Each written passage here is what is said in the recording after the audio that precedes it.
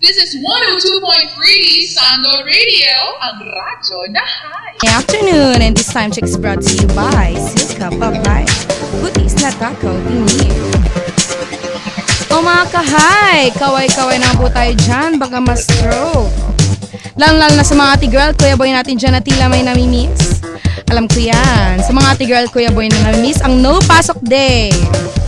Nung kasagsagan ng bakasyon dito sa ating bansa ni Habagat at Maring. Nako, perfect. Hello, kamusta nga pala dyan sa mga taga-Pangarap Street, Malate? Kamusta pangarap nyo? Konti lang, no? Nako, breaking news po muna tayo. Itong balitang ito ay hindi basta-basta chismis.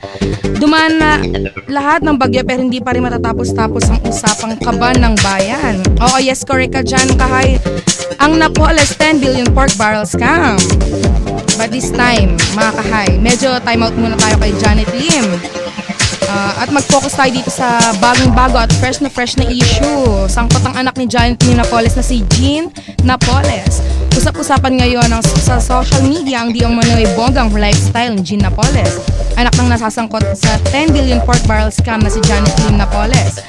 Dahil sa isang magarbong 21st birthday nito, ginanap maraw mismo sa Hollywood, mga kahay.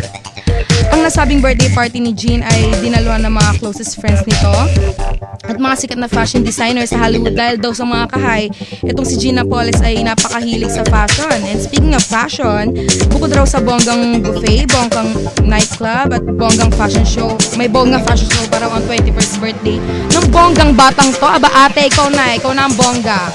But wait, there's more. Dahil hindi pa daw dito natatapos ang biglaang pagbongga ng lifestyle ng batang ito. Si Janet Lim Napoles sa kasong 3 years illegal detention na isinampa sa kanya.